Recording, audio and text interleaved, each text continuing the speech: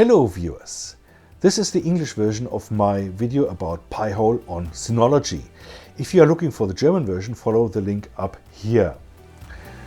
As usual, I'm going to explain in detail what needs to be done to get Pi-hole running on Synology, and to do that I'm going to use a few more tools such as Docker and Portainer. I'm going to explain step by step what you have to do to configure and implement these tools, and in the end we are going to have a very solid Pi-hole installation. As I mentioned earlier, I'm going to use Docker, which makes it very easy to not only have one instance of, for example, Pi-hole. You can also later on install something which is called Unbound, to assist Pi-hole in resolving IP addresses. And there will be other tools which we might also implement later on inside Docker to actually make the whole picture complete. Also, we are going to use a tool called Portainer, which is a very nice web interface on top of Docker, which makes it very easy to configure not only the containers themselves, but also the networking. Let's have a look at the Docker implementation on the Synology. I have it already open here, and if you open the Docker app on the Synology interface on the DSM, you are presented with this user interface. If you don't have that installed yet, you can click on Package Center, and then here in the search field you just enter Docker, enter, and here you have the packages listed. Just click on install and the rest will happen as usual on the Synology, quite fast and with not much interaction from your side. All right. Yeah, this is the Docker interface, and you might ask, why do you need something else? This is cool. This does everything I need. Yes, up to a certain point it does, but once you hit the network side, it is quite limited, and the network configuration which I have in mind to give you this flexible and solid Pi-hole implementation is not available in this user interface, unfortunately. All right, but first steps first. Let's first now install and configure Portainer so that we can take the step to install Pi-hole on top of it. As I said, the next step will be to install Portainer, and that we get from their own website, which is called portainer.io. And here we go to Resources, Documentation, and we want to install Portainer, of course. And then we say set up a new Portainer server installation, which will be Docker standalone, and install Portainer with Docker on Linux. You can read or jump over this introduction chapter and head straight to the deployment. And first we have to configure something which is called a volume that helps us to store the Portainer data outside of the container so that it actually survives an upgrade, an update, or a complete new installation. We just copy this line. And now we have to employ the command line for the first time. And I promise it's not going to happen too often. But what I show you here on the command line here on my Mac, you can actually also follow one-to-one on the command line for Windows. You just log on to your Synology via SSH, and then you have basically their command prompt. And from now on you can just follow what I'm doing here. Okay. In the step before, I just copied this line here, Docker volume create Portainer data, and we're going to be executing this directly on the Synology. Docker on Synology runs under root, and in this case I have to prepend all my commands with the sudo command. So in the end it looks like this, sudo, and then we can just paste what we copied just now, Control V, Command V, and here is our command line. Hit on enter, and now we have to just enter our user password to comply with sudo. That was it, and Portainer data has been created. So now we can go to the next step, and that is to copy this line here. Don't copy the one for Business Edition, copy the one under the tab for Community Edition. And as before, you can just click on this copy icon. And yeah, there is nothing wrong with this line, except maybe that you don't really need this port mapping 8000 necessarily. But that's a whole other story. So now let's go back to the command line. Again, sudo command V, control V, paste it in here, and this will do everything which is necessary to configure the container, download the binaries and what else is necessary, and start it. All right, this was it. The Portainer container has been installed on Docker, and we can see this here in our user interface on the Synology if we click on container, and there you have the proof of the pudding. This means that we can, in the next step, just head over to the Portainer user interface, which is very simple. This is https://, and now comes the IP address of your Synology. In my case, this is 192.168.0.248. It's already proposed here, but yeah, I like reading it.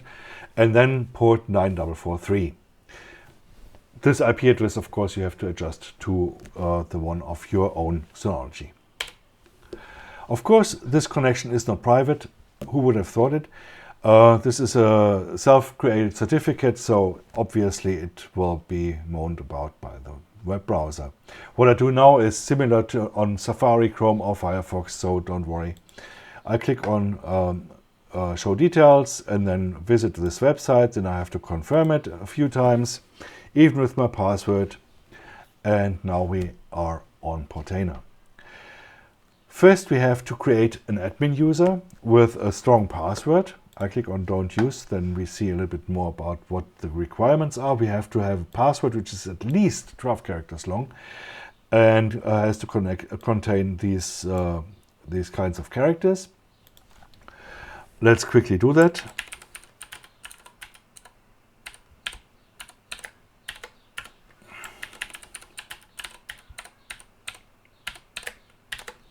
Okay, once this is done correctly, the button here lights up, and then before you click on Create User, you can turn off this this option here if you don't want your Portainer installation to transfer anonymous statistics. So let's do that quickly, and let's click on Create User. Super quick, super fast, and now we can actually start using the whole thing. And to do that, I just click on Get Started. Then click on this bar here. We have no stacks, 1 container, 6 images, 2 volumes, and 3 networks.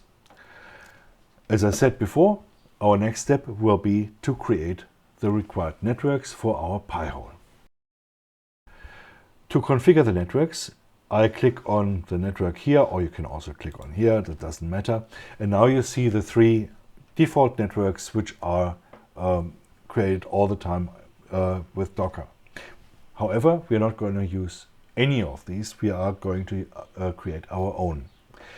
What we are going to be using is what's called MacVLAN, and if you want to Wikipedia it, feel free to do so.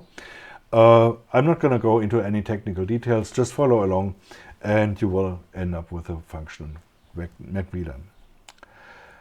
Yeah, to do that we have to follow 2 steps. First, we have to create a configuration template, and then based on this template we can finally create the actual MacVLAN.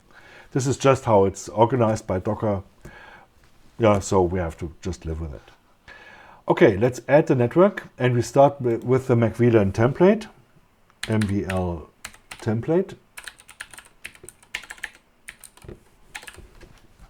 The driver will be MacVLAN, and once we select this, we get these 2 options. As I said, we have to start with the configuration, so I mark this, and in the next step we are asked for the name of our parent network card.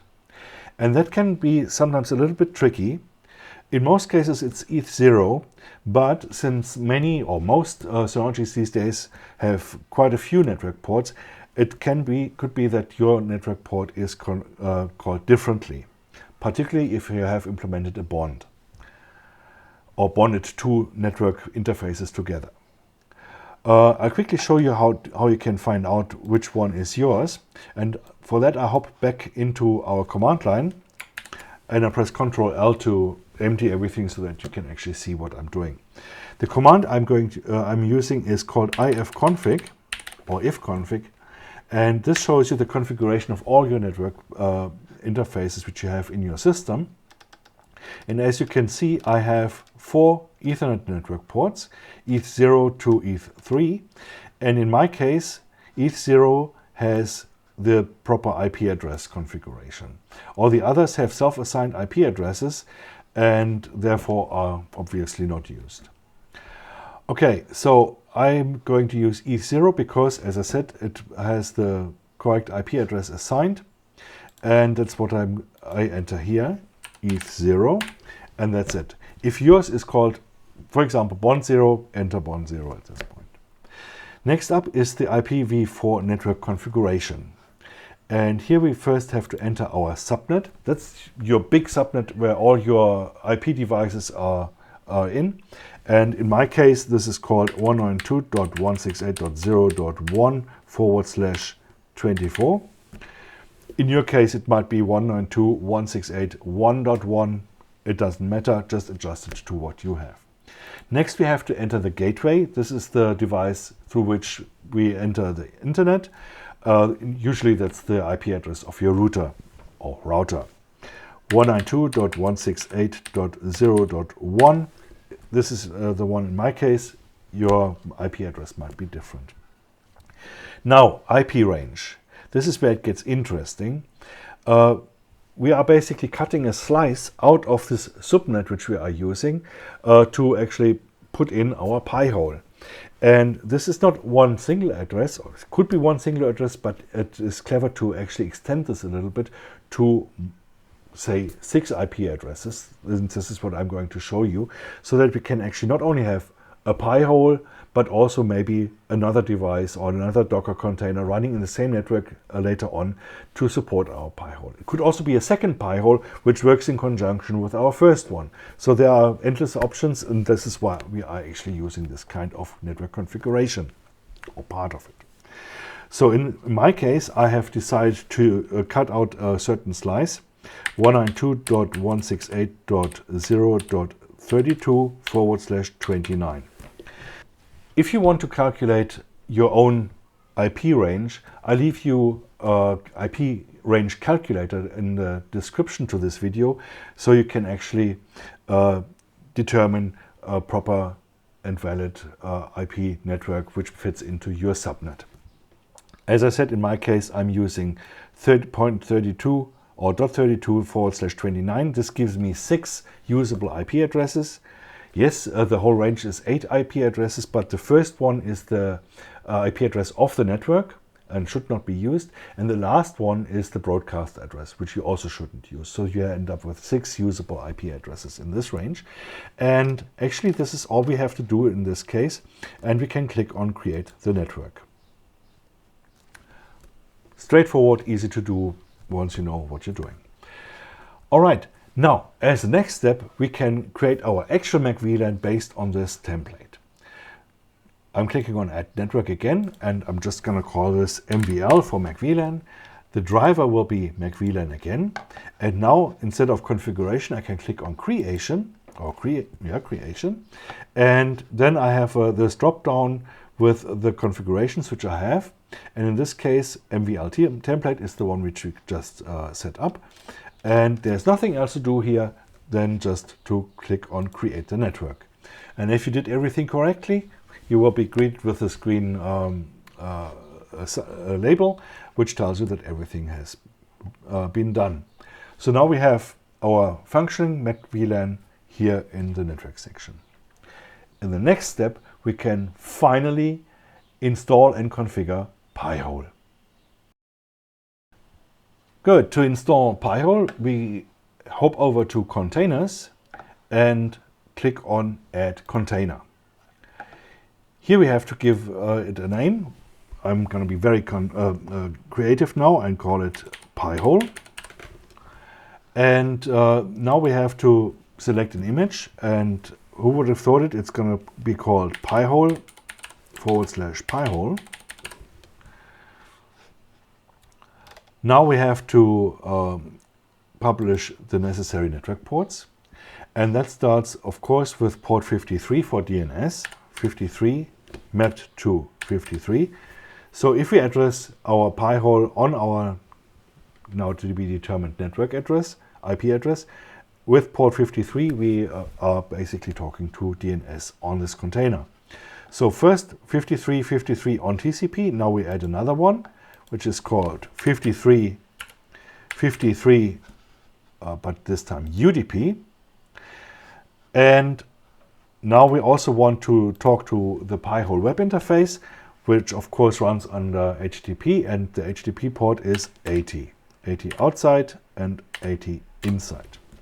There is one more port which we could map, and that is 67. You only need this one if you want to use the DHCP server which is integrated in Pi-hole. And this is 67, 67 and UDP. Now we have to do a few more configuration steps, and the first one starts with the volumes.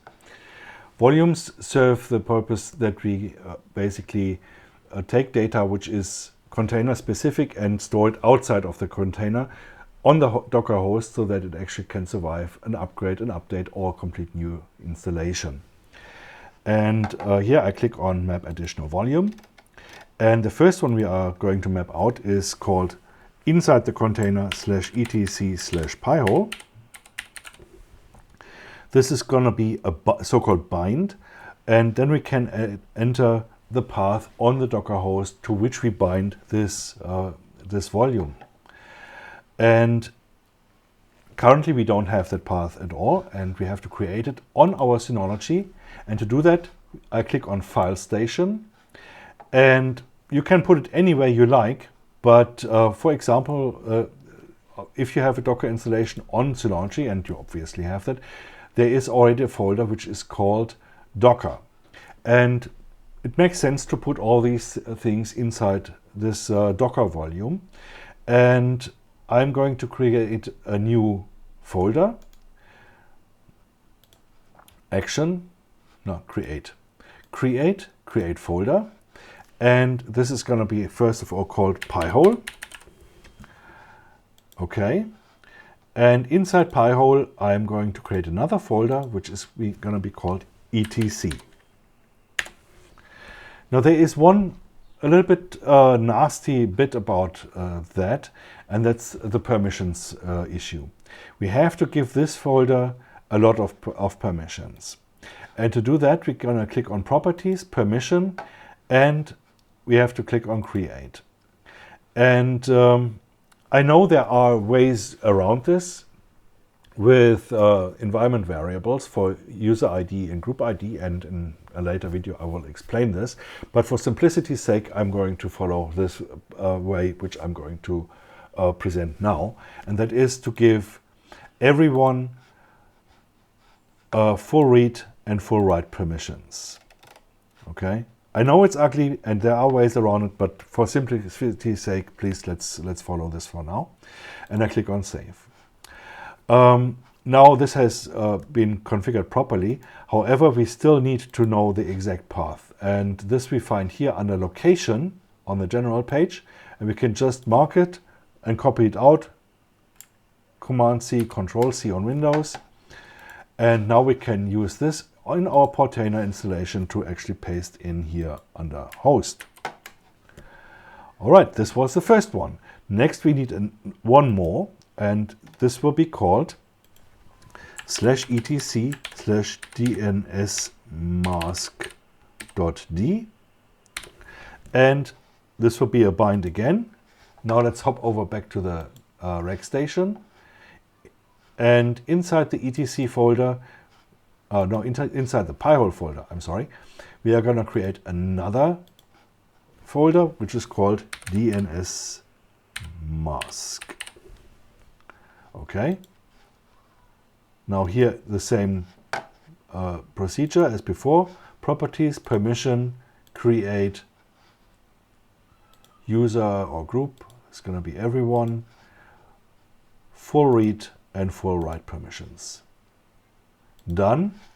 Now click on General, copy the location, mark, Control C, Command C, and paste it here into this field on our Portainer. That was this step. Okay, next let's hop over to the network section. And here we select under network MVL, the MAC VLAN which we just created. Give it a host name like Pi-hole. Domain name you can leave open, MAC address you don't have to enter, and now the IPv4 address. Pi-hole will work as a server, so it needs to have a permanent IP address under which we always can address it. And this is in our case 192.168.0.33. It is inside the MAC VLAN configuration which we have created before. Now, it is also helpful to enter a primary and secondary DNS server because Pi-hole will at times have to go into the internet and download the latest block lists. And then it is absolutely vital for this to be possible that it has DNS servers in its belly, so to say. And for example, you can use Cloudflare 1.1.1.1, and here down there you enter a second one, 1.0.0.1, and then this configuration is done. There's nothing else which has to be done in networks or ENV or in the labels, but here is still the restart policy, and we want this thing to basically run all the time unless it is stopped manually, and this is what I actually configured just now. Yeah, basically this is everything which has to be configured, and now it's time to click on deploy the container and keep our fingers crossed. Now the binaries and all the data to create this Pi-hole container is downloaded from the web, and this can of course take a few seconds or sometimes a few minutes. Alright, we see container successfully started. That doesn't mean anything yet. We currently see Pi-hole starting, and if you are curious you can click on the refresh button and see and check what's happening. This sometimes takes a while until it is gone through. In the meantime, we can, if you're still curious, click on this leaf icon, which actually brings us to the logs. And the logs are very, very important for us to work with Pi-hole or any container, because if there's anything going wrong or there's any additional information which you need, it's always in the logs. So let's click on that. And we have something turned on, which is called auto refresh logs, which is sometimes a little bit annoying because it always brings us to the last line which has been written in the logs. So if you scroll upwards, a few seconds later you find yourself at the end again. So let's turn this off, and let's have a look at this log file section, and put on some glasses which filters errors or anything which might be suspicious out. All right, let's do that a little bit and scroll upwards. And actually, I don't see anything which might be counterproductive or an error. So I would say we can already hop over to that web page of Pi-hole, which is available under 192.168.0.33. There we are. Pi-hole is running, and if we click on this link here, we hop over to the admin panel. In the next step, we are going to make Pi-hole ours by configuring it and doing what actually it's supposed to be doing. As I said in the previous section, let's now log on to Pi-hole and start configuring it. Here is the login link, and obviously you're asked for the password. And nobody told you the password in the previously, so where do you get it from? That's very easy. Let's go back to Portainer. And as you remember, we had a look at the logs before. So let's click on this log icon here and turn off auto refresh logs again so that we can actually scroll around a little bit without being always transported to the end of this file. And now let's look for something, for a line which contains the word password. And here it is, assigning random password. This will only be displayed in the first startup of Pi-hole. So if you restart the container or do anything else, this will never be displayed again. So this is the only chance you have to actually recover this password. So you can copy it, Command C, Control C, and then paste it in here, and then you can continue. But let's just say you can't find this anymore, or you don't like it at all. So what do? Because there is no change password thing or anything. So then you click on Forgot Password, and this web interface shows you then a command line which you have to use to change the password. All right, let's copy this. Control C, Command C as usual. I didn't copy sudo as well because you will now see that we are being logged on as root anyway, so sudo is not really necessary. So let's go back to the container and click on console. This is available here in the container view or also in the list here with this exit console icon. Here you don't have to enter anything, just click on connect and you're logged on as root. Now you can either type in or paste in the command Pi-hole -a -p. Hit enter and you're being prompted for your new password. And now you confirm it. And if you did that right, you are being presented with that information that the new password has been set. Okay, now we can use our new password here in the login prompt. And we're in. The next step is to configure the Pi-hole so that it actually does what it's supposed to do, like filter DNS requests and so on, or actually, perform DNS requests for us. And this is being configured in the settings section.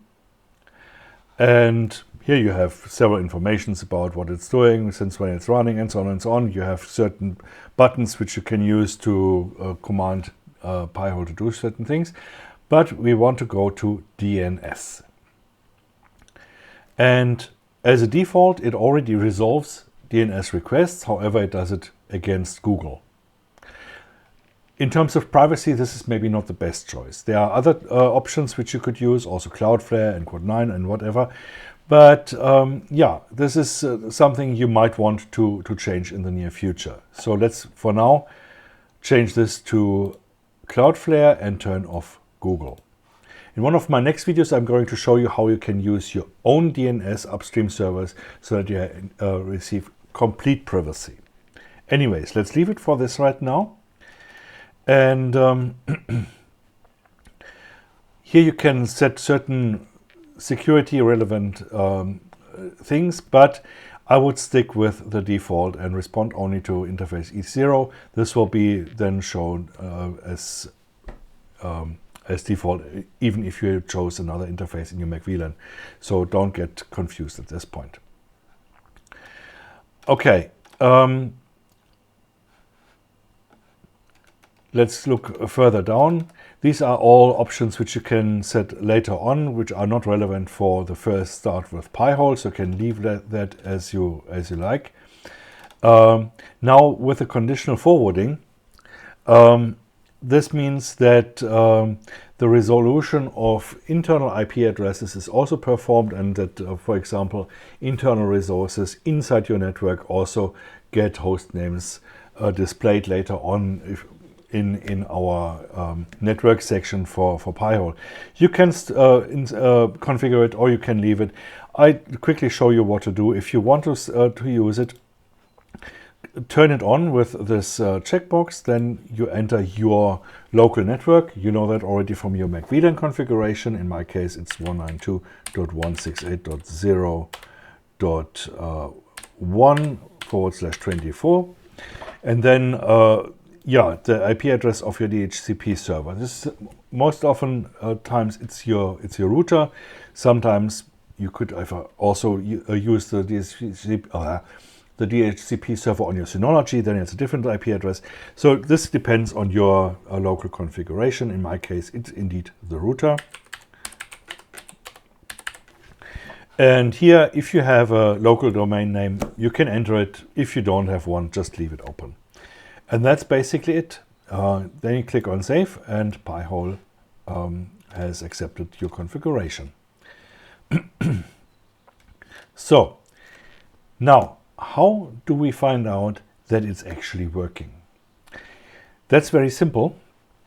And you've now already noticed that I'm a fan of log files. Pi-hole also writes one, and it is called pi-hole.log, and we can tailor it or show it displayed in the web interface.